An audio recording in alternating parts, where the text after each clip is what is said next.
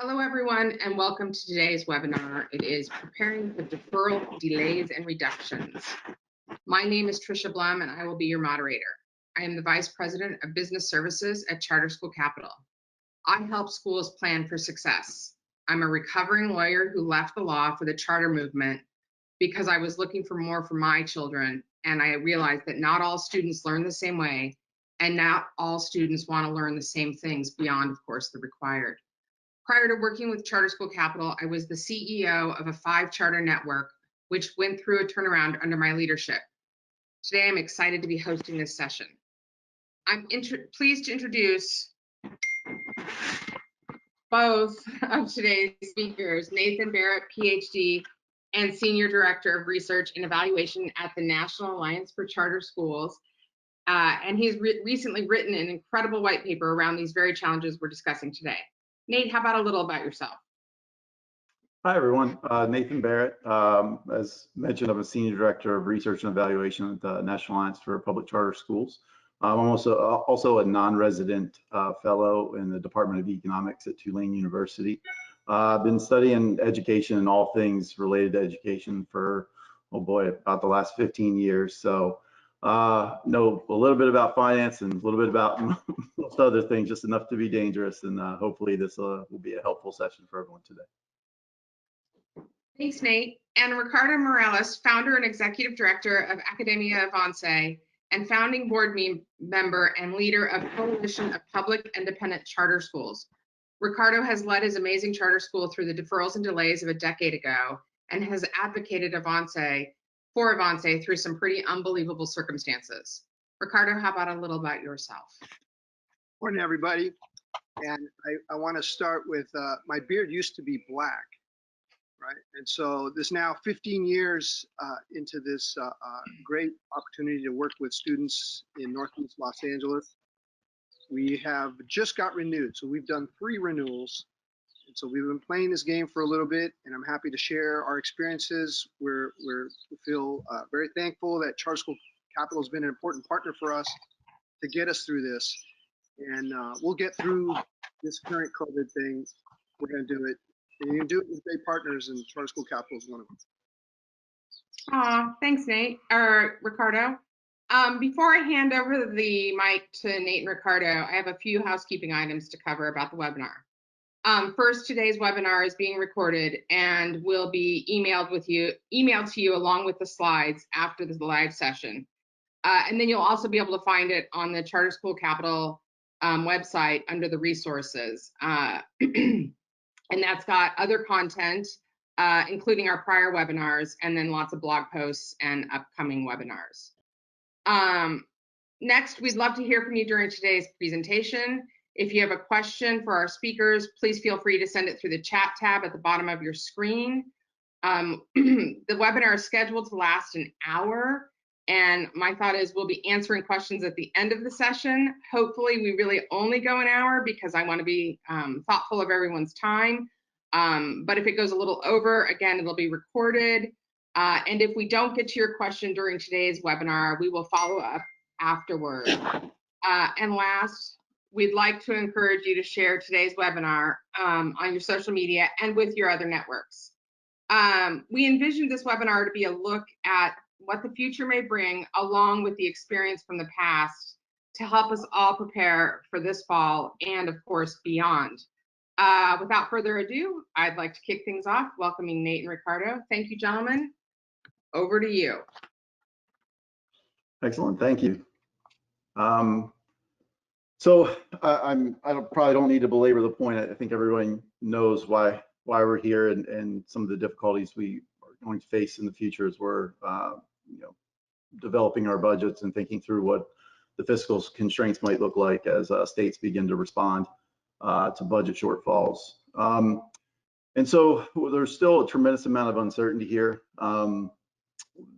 There's estimates anywhere from 5 to 20% budget cuts to education funding, depending on what state you're in, and depending on how hard the state's been hit with not only the pandemic, but also with the economic downturn. But what's clear is that all schools are going to face some sort of pressure here, and you can never be too prepared for what's to come. What we've learned in the past is that the severity of the downturn across states has been dependent on a lot of different factors. And it's important as we walk through to think about these factors and identify them and understand what might be more important in your state than versus other states, and your particular situation in your state, your district. Because even within states, not every district is affected the same. And so, certainly there's differences about this crisis.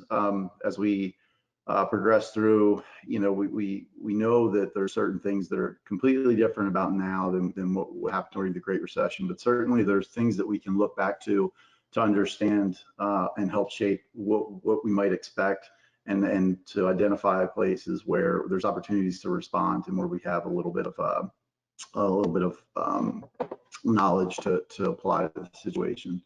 So basically,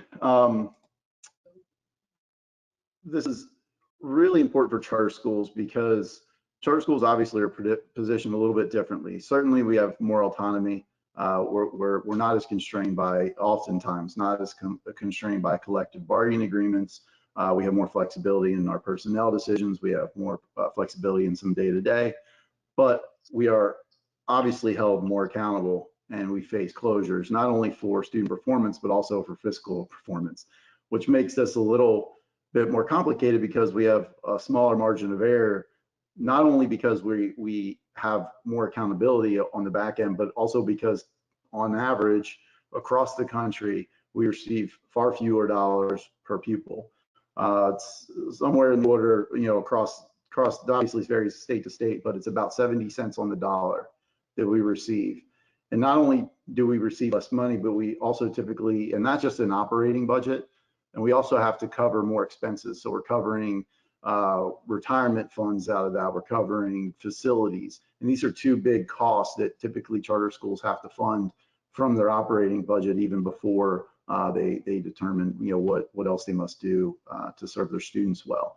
And so certainly there's a smaller margin of error here as schools begin to think through what the pandemic will mean for their budgets. And so it's really important that we start thinking about this now. And so with that, we can think about, when I think about this and when I wrote the white paper, a lot of this was, okay, well, what do we know happened from the Great Recession?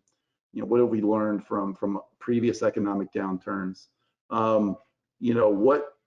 What could states do to help make sure that the impacts are felt not disproportionately across schools? And then what can schools do? And so I tried to identify those three areas as key levers that we could talk about. And so we can start with the Great Recession. And so some of what we learned, and I know I've mentioned this already, is that certainly the effects of the recession varied across states, but more importantly within states.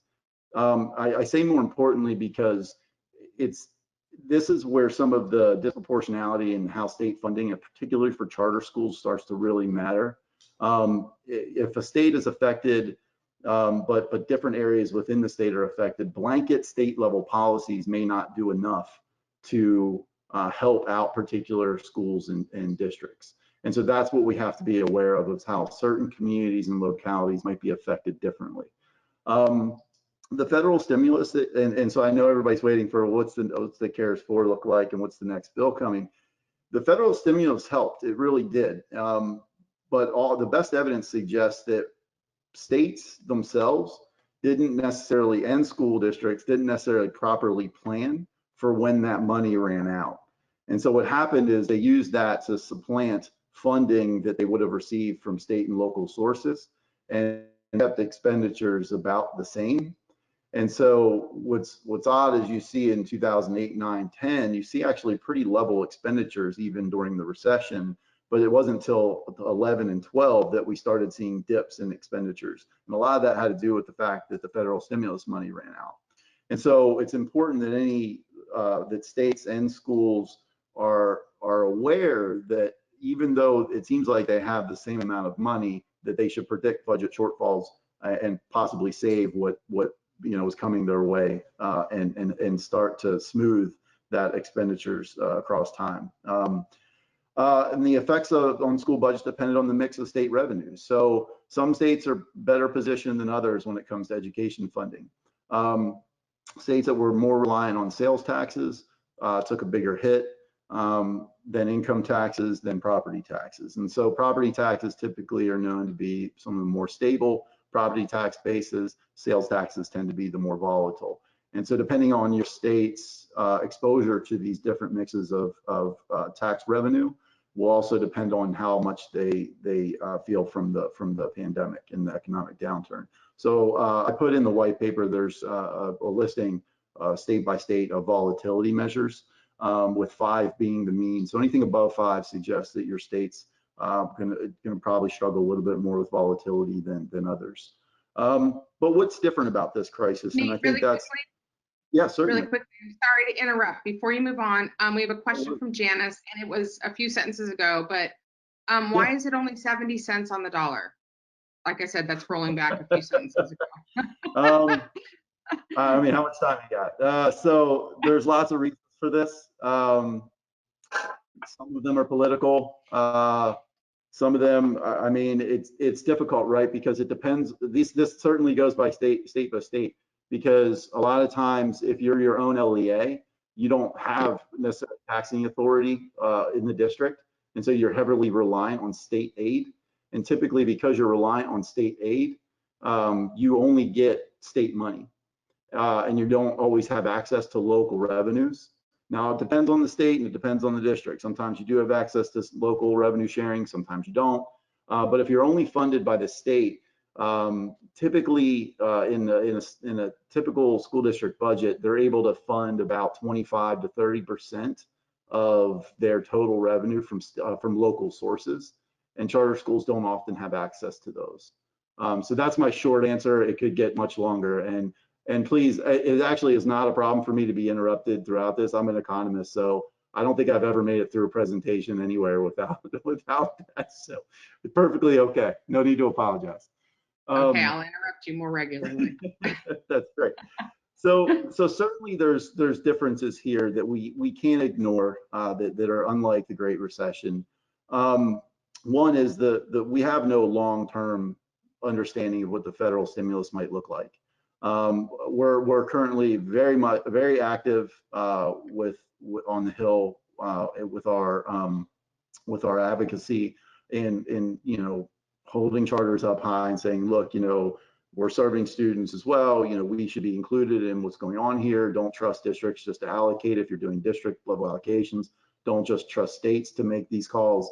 So we're trying to get it written into these bills that charter schools are known. And I think at last count, we came up in the last one the FAQs for the CARES Act. I mean, certainly we are being considered, and that's a good thing. And so, but there's still so much uncertainty there. The rate of jobless claims is much higher. I don't think I need to tell anybody that. Which this certainly has implications for income tax revenue. I know I had mentioned prior that sales taxes typically are more volatile than income, than property. But the issue here is that income taxes are likely going to take a huge hit as well because folks just aren't working. And so we need to be aware of that implication as well. The speed of the downturn is unprecedented. It's going to be really interesting to see with this sudden shift how well we're going to be able to climb out of this and how quickly. I think it's becoming painfully aware that when states are starting to think of their reopening plans, that it's not just everybody open their doors and we're immediately jump started. There needs to be a thoughtful process here, and that again creates a lot more uncertainty. At the school level, yeah. We have a question from Roger. Where can we find the state by state numbers? On like fiscal, on unemployment, on tax revenue shares, on unemployment. The Bureau of Labor Statistics, BLS, they have a wealth of information on this. They're a really great resource for all things when it comes to job rates, and then they do a ton of good surveys as well that they provide a tremendous amount of information. Bureau of Labor Statistics. As far as revenue stuff, if you want to see the revenue mixes of your particular state, Urban Institute has actually a really great interface. It's a little dated, but most of these data sources are a little dated because they take time to process and upload data and everything. But I think their most recent year is 17, 18. But you can pull from there. You can know exactly what your state's revenue mix look like, what their total revenue is, what it came from, and so there's some really great resources out there. And if anybody has questions, feel free to follow up. I think my email address is on here, and I'd be happy to send additional resources along. And so those are some of the things we know. Oh, the cost will shift. So yeah, so costs will shift and likely increase. And here's the one thing that we at the school level we have to deal with is that cutting back might look different, and tightening your belt might look different because we certainly might have increased costs, and the cost mix might be different. We don't know what distancing will look like within schools. We don't know what state mandates are going to look like and what we have to follow. And so certainly that's going to mean something for what we have to do in schools. We don't know what sort of additional support students are going to need. And so these are all things to consider as you build out budgets, things that you should be thinking through when you're creating, budget flexibility and trying to predict what you might need to do in the future. So Really what quickly, can states do? Yeah. I was just going to have Ricardo jump in because he actually ran a charter school during the Great Recession, and I wanted to hear from him a little bit about what he learned and what he feels is different this time around with regards to that. Well, I'll start with no recession is great. So I don't know who thought of that name. It's not fun for anybody. But one key story is and I want to try to put it in terms of what the scale of money is. But I think it was 2009, Thanksgiving of 2009 is when it really hit us hard. And I recall having to meet with all of the staff just as we were about to head out into Thanksgiving vacation and tell them, look, I'm going to pay you. I just don't know when. And this was as the deferrals were really ramping up. And I think we're going to learn later on exactly what deferrals are. But suffice it to say, the state is not paying you when they're supposed to. So we were planning on paying our staff for the Thanksgiving break. The money didn't come. We were working with Charter School Capital. We weren't sure when it was going to show up. It was the last day. And the staff in quite British format, just stiff upper lip and said, we got to do what we got to do, and walked out, went to the parking lot. And as that was happening, one of my staff members said, well, the money just hit our account, right? Our Charter School Capital funding came in. I literally ran out into the parking lot as loud as I could. Nobody move, nobody leave. Here's your paychecks. They're good. So we've been in that moment, and it sure ain't great, let me tell you. So to mention what is available here, I want to point out some facts and what we learned. Right. First off, you have to know what this product is, and not everyone understands it correctly. So this is not a loan. This is not factoring. Right. These are receivable sales, and people mix them up with other stuff. And so I'll leave it to the economists and folks to get into the technical. But what is super important for you as a school leader is you being informed of what this is, and then doing educate. I mean, we're educators. We have to help people learn what this is. And that's a whole process for all your stakeholders, for your board, for your back office people, for your auditor, for your staff, for your parents, for your students. We got a lot of value of having our students actually go and visit with the Charter School Capital staff and understand what was going on. Super important. But over and over again, people are not going to understand what you're doing. They're going to misclassify what this service is, right? So that would be one lesson that I learned. Another one is understanding that, in our case, we have during this time of say 400 students and close to a $5 million budget. So how much money is really going to make the difference? And it's better if you understand that it's it's not off the total budget, it's off your program budget. So once you take off staffing costs and facilities costs, what you're left with in terms of how you're running your program, right, is a lot smaller number, right? It's usually about 10% of your whole budget, at least here in California, right? And so now you're talking about $500,000. Access to $200,000, $300,000 on a $500,000 budget is huge. It really, really makes the difference. And it helps you prevent the kinds of questions where you say, well, we're in a pinch here, like people are making decisions right now for next year's budget. Maybe we should get rid of the volleyball program, or maybe we should get rid of those field trips because we're not going to have the cash flow. This is an opportunity that helps you put it on the positive column as opposed to the takeout column, right? And helps you work with the board, again, if the board understands what that is. And then lastly, this product is based on the one thing we have that other small businesses don't have, right? And we have to stand on what our strength is. Our strength is our kids. Our strength is our kids coming to school. And in California, and it's some variance across states, but that's the goal. That's what we have.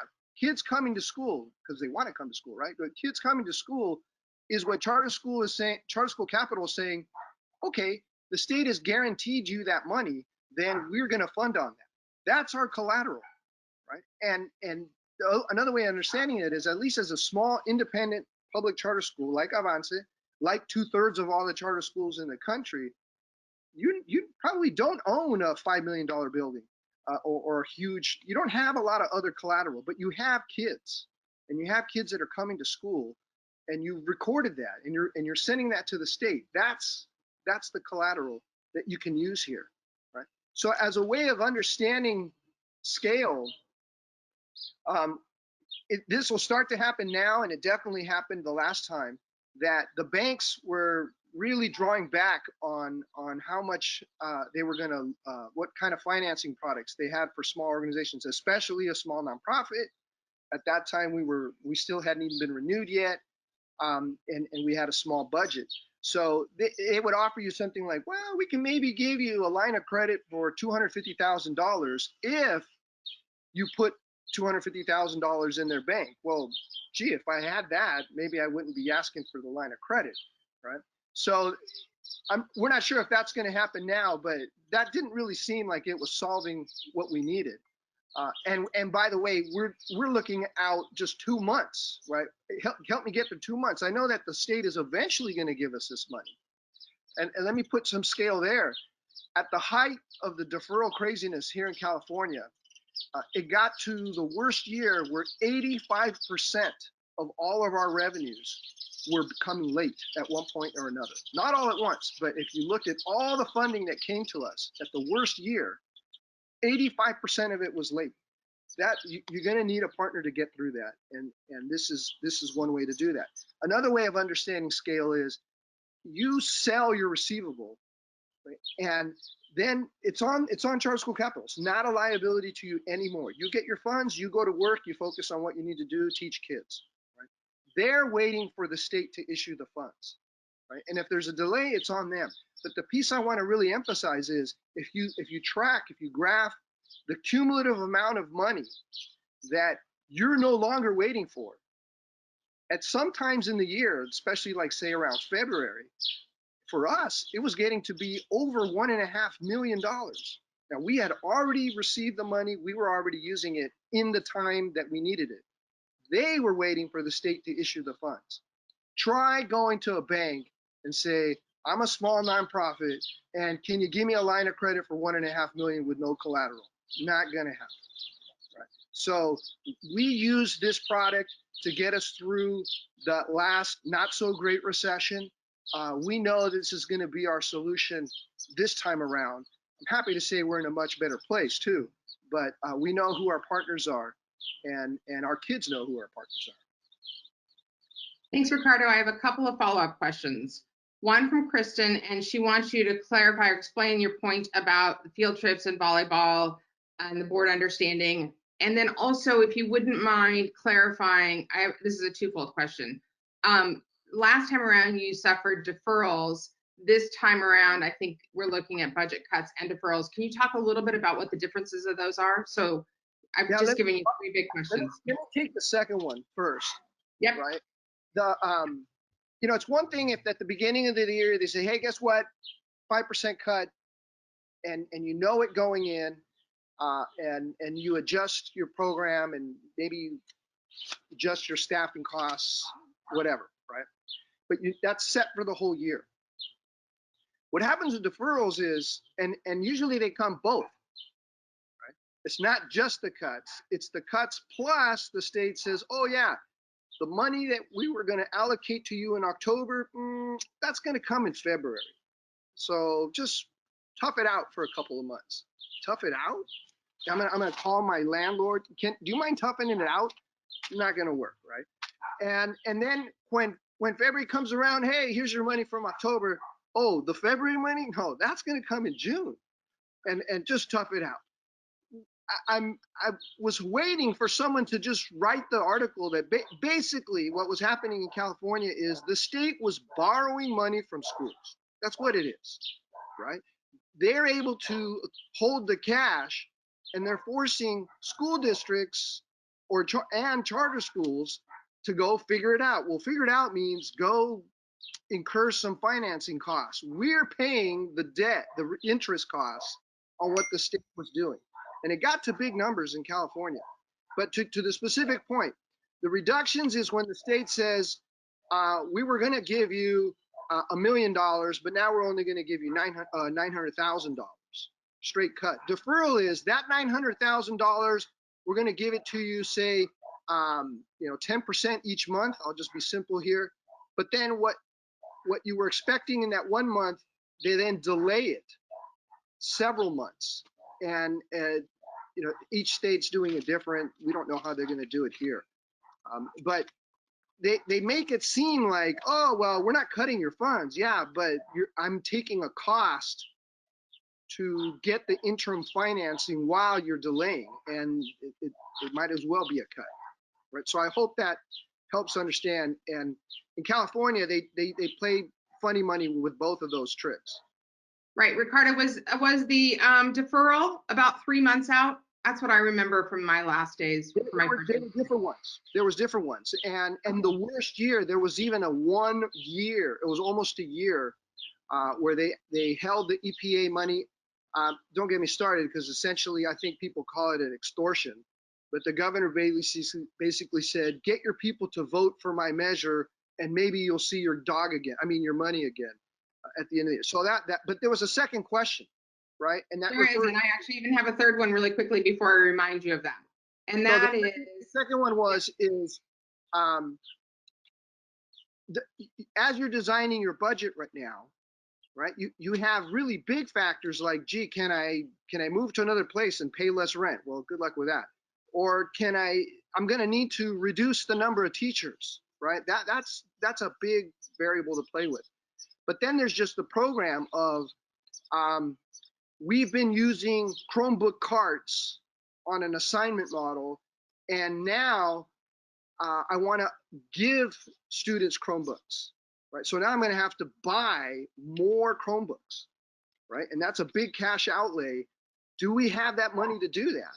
Or are we just going to have to tough it out on, let's wait for the kid to come? I mean, there's decisions that you're making. The science program wants to up what their lab costs are. And so they want a science budget of X that before they didn't have. So it looks like, 20,000 here, 50,000 there, and it starts to add up. Those are the things that your board is going to start saying, oh, cut this, cut this, cut. New uniforms for the sports teams, X, none of that. Go participate in that tournament on the other side of the state. No, take that one out also. So you're going to start taking a lot of those things. And it's another model I use. It's the German economists versus the Greek economists, right? And that's a debate that good luck if you get into that one. But the point is, how draconian, how are you going to tune down your program? What things are you going to take out to save money? But there is a cost to that, right? Kids start to go, wait, this school isn't so fun anymore. And that other school over there is giving me a Chromebook so I can start. they do have a really cool, their baseball team has new uniforms. Mom, I want to go to that school. What's that cost? Right? You start losing 10 kids. Now, whatever you thought you were saving in your program, you're losing, right? So instead, hey, what if I can get the financing for this and understand what that cost is, and you can compare it, but keep the sports program, keep the arts program, keep those programs, and guess what? Kids will be happier, parents will be happier, and they stay with you. In fact, you might even attract some kids. So that is the point in terms of understanding how the access to some interim financing can really have a big impact on your program. Thanks, Ricardo. I think in helping schools plan for their success this fall, I'm finding that there needs to be multiple, bulleted options, narratives to a plan, and then a coordinating cash flow, right? Because we don't know what deferrals or reductions in revenue look like across states. We've heard all sorts of interesting information, but nothing really specific yet. I think in California, we've heard something like 22% between deferrals and delays. I don't know that that's ultimately where it's going to land. So we're hearing a lot of hearsay, but I think, drafting cash flow budgets and narratives for various outcomes for the fall is a really good place for schools and their governing boards to work on at this point, so that you're sort of preparing for everything that you can think of that might be coming our way. Which is a lot of work, I know, but it's better to be prepared now than, surprised, as Cardo has explained in the fall. All right, here we go. Nate, back to you. What can states do? Sure. So it's actually kind of funny. It leads right into some of the things we've been talking about. So these first 2 points kind of go hand in hand. So a lot of states have fairly good rainy day funds. There's information available on this, and a lot of states have stress tested their rainy day funds to see, okay, how long or how deep would the recession need to be for us to be able to handle it. And that, I think that's in the brief as well, is how many days a state can operate without any additional influx of revenue. And that certainly varies state to state. But to get to the point of deferrals, the states need to consider the role of the rainy day fund. Certainly they have lots of obligations, but typically, not typically, almost in every state, education's number 2 behind healthcare. And so let's consider the role of the rainy day fund here. And if you have it, if you can replenish it, rather than make deferrals, make on-time payments to schools. And these are things you all should be advocating for and be knowledgeable about as you think through that it's not just, and this gets to Ricardo's point, it's not that schools should be bearing the brunt of all of this. There needs to be proper management of these things at the state level too. And we need to hold our elected officials to task here. And so these are things to advocate for, and to think they'll say, okay, hey, look, you have, X billions of dollars in the rainy day fund that may or may not be just sitting there. Can you draw that down temporarily to make sure we're getting on-time payments so that we're not bearing the cost of having to make on-time payments to our people at a cost where the states could be just making on-time payments. Now, certainly every state's positioned a little differently again, but these are things to know your particular position in your state. One thing that we're working on right now, I'm actually drafting a brief on this, is the next bullet, is that's understanding the disparate impacts of percentage cuts. So typically they'll just do across the board, oh, we're going to cut 10% off the base formula, and that's that. Well, the problem is that if you are a charter school or a school that has low property tax base, you are heavily reliant on state tax revenue, and a 10% cut is going to affect you a lot more than a 10% cut for another school that only relies on state funding for 40% of their total budget. And so what we're recommending is that states develop some formula, and this is just a simple, real simple take on what this formula looks like, because certainly there's some weighted averages that need to go with this, but basically all this does is sets a scenario where, here I have just a quick scenario illustrated where if a school receives 80% of their funding from the state on this 15% across the board cut, they'd actually only receive a 3% cut in the revenue versus a state where they receive 30% would receive a 10.5% cut. A school that receives all their funding wouldn't receive a cut. And so these are ways that states can explore possibly mitigating disparate impacts across schools, depending on how resource strained they are, whether they're more dependent on state or local. And so again, these are just things that I would strongly encourage you to be aware of and advocate for, partner with your CSOs, whatever you can do. But mostly I think this is about what can charter schools do. And I have a couple of slides here that really talk through what you can possibly do. Obviously, this isn't an exhaustive list, but one thing, everything needs to be on the table. I mean, this is proper planning. I cannot stress it enough, is really going to come to play here. And if you're aware of all of these things that might potentially happen, nothing's going to be a surprise. Just try to limit the amount of surprises you have. Be aware, and think through what you can do in response. To make a quick analogy, and I hate making sports analogies, but when I played baseball, the coach was always like, before the pitch even goes, you need to think, if it comes to me, what am I going to do with it? Do I throw it to second? Do I throw it to first? What is the play to make here, even before it comes to you? And so that's something similar to think through here, is before we even get to what we know about what the revenue cuts or the revenue cuts going to look like, or whether we're going to have to face deferrals, or what's going to be going on, we need to think, what am I going to do if that happens? And so everything needs to be on the table. Not everything needs to be done, but got to consider what's best for your school. Work with your board on this, work with other schools, think through, explore your partnerships with your CSOs, with networks with other schools. Certainly, other charter school leaders, other leaders in schools that might be doing something that you can learn from. I know I've already covered this, but know the financial footing of your state. All of those things I touched on, these are all important factors that might be related to the expected cut you might see and potential cuts down the road. Some of our best evidence that we have right now suggests that this upcoming school year isn't the year where this is going to be a problem. It's actually the following year. That's the one we really need to keep our eye on. So yeah, let's prepare for some disruption this year, but we really need to be ready for the year following. I can't stress that enough. So know the financial footing of your state. Keep up with it. Finance stuff isn't always very exciting, and tax policy is kind of, it is what it is, but keep up with it if best you can. And then access all available funding streams.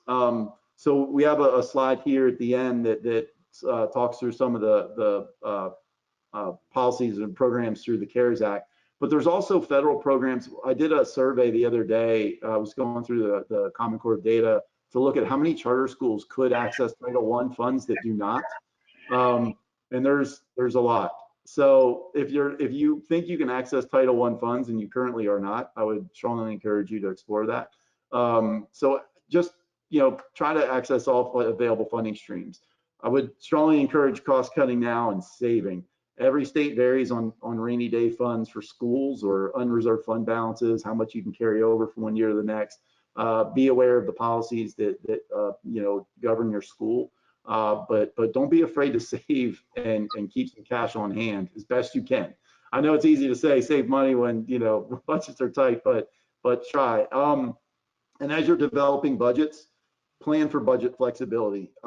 It takes a little bit more time to develop several budgets, but certainly that way, if we're talking about programs, what the 20% cut looks like and what programs you need to get rid of versus the 5% cut and what programs you need to scale back on.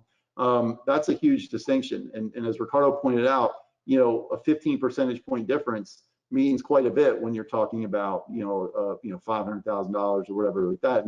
So certainly have several scenarios at play here for you. And then the next slide. So basically, one thing that we did so I forgot to mention, I was on a charter school board for a while, and I was the chair of finance. And one thing we did is we really explored partnerships. We, volunteer tutors, mental health professionals. We had parent groups for maintenance and cleaning grounds, things like that. And so these are ways that you can. It doesn't sound like a lot, but again, every little bit helps. And you know, there's groups, there's nonprofit organizations, there's groups in your communities that you can partner with to hopefully provide some assistance where you might need it. This is the next bullet's the toughest one. I think it's difficult, but and it really goes hand in hand with the second and third bullet go hand in hand. Be prepared to reduce salaries and benefits. It's the reality. But I think one thing that goes with that is being upfront and communicating with your staff, involving them in this process, understanding that you know, budgeting isn't always exciting, but the budget is what carries your goals as an organization.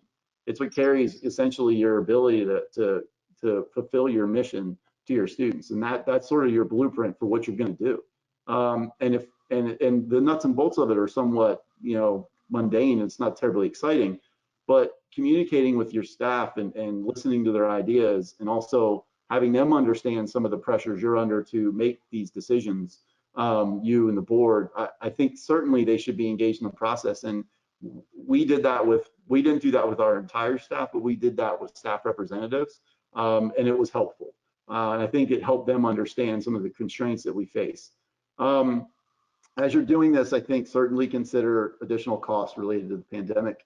What social distancing might look like in your school, whether it's going to be required. I mean, certainly these are unknowns, but they have huge implications for what costs might look like.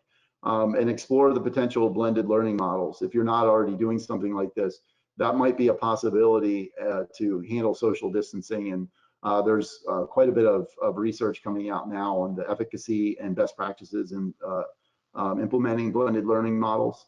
And certainly this is a way to handle social distancing, yet keep kids engaged, you know, full 5 days a week. And then finally, create a longer term budget strategy. I know I mentioned a bit ago that this upcoming academic year is not the one where we're going to really feel the pinch. It'll be the one following. Create a longer term budget strategy. And when I say that, I'm talking like 3 or 4 years out. But have some rapid response built into it. Be able to say, okay, if we get, and this goes back to the 5, 10, 20% cut budgets, but the rapid response is a prioritizing. Okay, let's say we did the 10% budget scenario, but all of a sudden it winds back to 5. What is our order of operations once we find that out? Of okay, this is the program we're bringing in first. Let's do this. Let's do that. If there's personnel involved, understand what it's going to take to bring personnel on. If you have to advertise for a position, go through the hiring process, bring somebody on, do induction. I mean, we're talking up to upward of 3 months sometimes. So again, just be aware of some of the constraints on time as you're able to try to adjust to these. So I think that's about it for what can schools do. Again, that's not an exhaustive list. There's certainly other things, but in the interest of time. Right. Thanks, Nate. I think this is also, you know, I am well known for my planning the what ifs, even though we don't really know what they are. And the, you know, 5-year forecast and the 3-year budget are a huge part of that. But, you know, I think Ricardo mentioned it earlier, but some of these that are listed on this slide, you know, reducing salaries and benefits, that may be a reality, but by creating a safety net, you know, whether that be through working with Charter School Capital or, you know, looking at what you've got in terms of your holdback or savings, those are good places to look so that you can minimize that. However, we do know that this is likely going to go on for a few years. So now is the time to start looking at what do I have for safety nets? I know Ricardo really went on about that, and I'm very supportive of that, but I wanted to circle back and say, as you're working through this slide, paying attention to, you know, what are your options in terms of safety. Also, let's see, there are a couple of questions, let's see, that I wanted to grab. Okay, so I mean, this is a little bit of circle back and catch up, but if we anticipate cuts in state and local funding, Nate, how much can we expect in cuts from federal sources? I don't know if we have an answer to that yet, but that's one question. And then why is it that 2021 will be harder? Those are 2 questions that maybe you can address. Yeah, sure. So it's still a little unclear. Yeah, Go ahead. still a little unclear on the federal side. There's actually, there may be none as far as reduction. Again, if we're counting stimulus here, and depending on how that pans out. And there's also talk of just increasing Title I allocations along with this. And so there may actually not be much of a decrease in federal funding, but typically it's only accounting for 10 to 15% of total revenue anyway. So there might not be much there. And if anything, it might increase because of stimulus. But we still don't know because they haven't finalized that bill yet, and not likely to in the next month or so. As far as the other question on why we expect this to take longer to develop, one is that there's been a lot of interim things done to help mitigate some of the immediacy of the impacts, and so we have the PPP, we have unemployment insurance and things like that. But unemployment insurance runs out. You can only be on so long. The ramp. So when I think go back a couple, if we went back a couple slides, you don't need to, but back a few slides was where I said, the 6 week was that we hit this quickly in 6 weeks versus it took 18 months. So if this is the beginning of the recession, then we expect, and most of the forecasting models expect, that this is going to worsen. And as it worsens, the impacts will be much larger because we'll be on a full year of downturn at that point. And so, yeah, it will just be deeper, likely deeper in a recession, which will certainly have implications. And so, again, these are forecasting models, and they've never had to deal with anything like this. And so some of this is a guessing game, but most of what we see is, as far as some of the best evidence, suggests that the following year will be. Right. Hey, Ricardo, I know I joined the charter movement in 2013, and we had the very last of the deferrals then, which was new to me, but I think they went on for quite some time. Do you remember when they started? And I think you said 2009 was your worst year. Can you talk a little bit about that? Yeah, just in terms of weathering the storm. Yeah, continue this focus on the timing. The Wall Street firms started to crash in December of 2008, right? And it was just as the new president was coming in, and so the cause of the crash was 2008, early 2009. But to Nate's point, that's not when it hit the school budgets, because that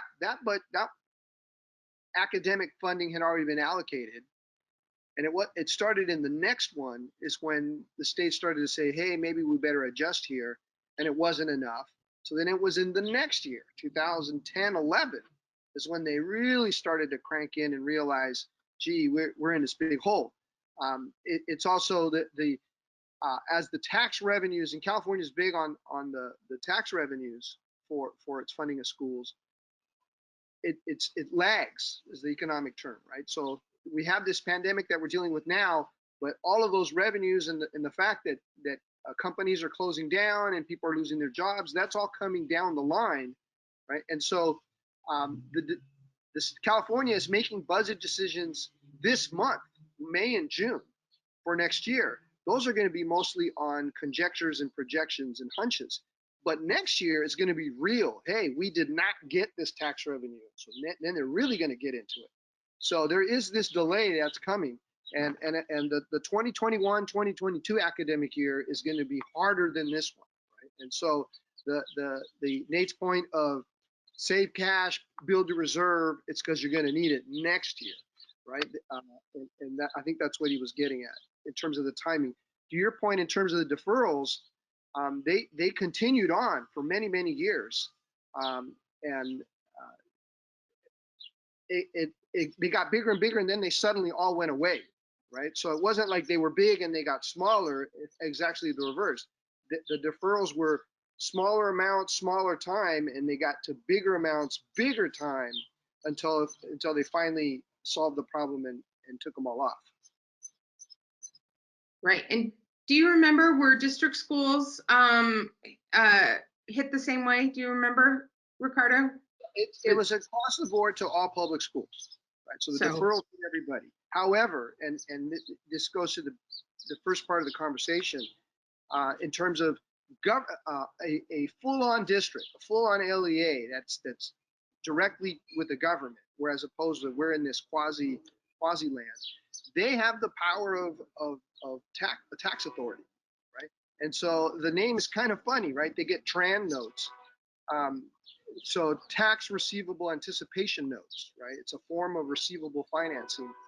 And they go to the market and they say, look, we're going to be able to get this tax revenue eventually, so why don't you front it to us? It's the same thing that we're doing called receivable sales, right? But they're able to do that at a bigger scale, at a lower cost. And Nate's point is a nonprofit small charter school doesn't have access to that, right? But we have access to charter school capital. Right. Yes. And I'm already hearing some noise about to the folks that are to the participants.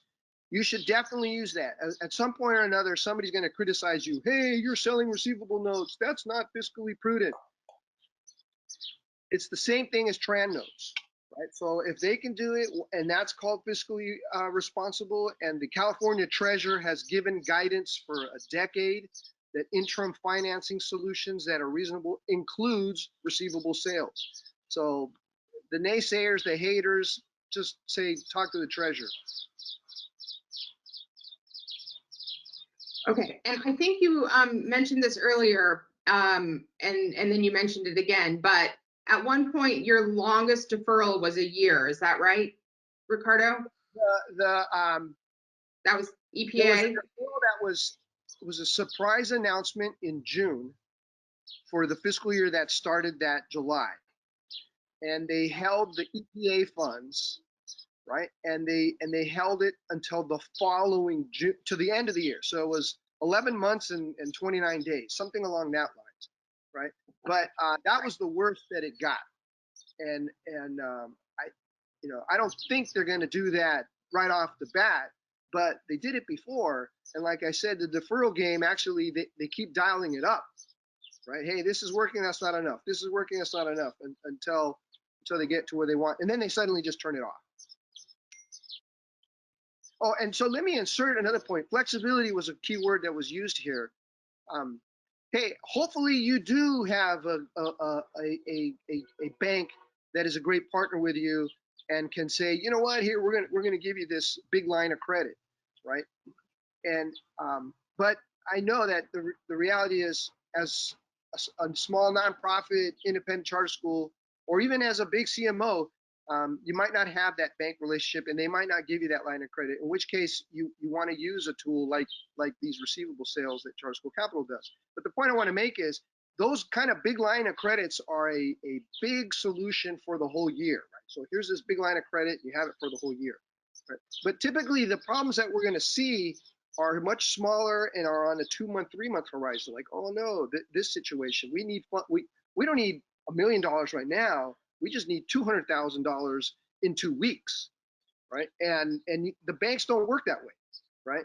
But this solution does, where you call up Charter School Capital. Hey, here's what I'm anticipating. Give them some lead time and explain to them what the situation is. They can look at what receivables you have available, and so it's a lot more fine-tuned solution than just get a big chunk of money or access at the beginning of the year.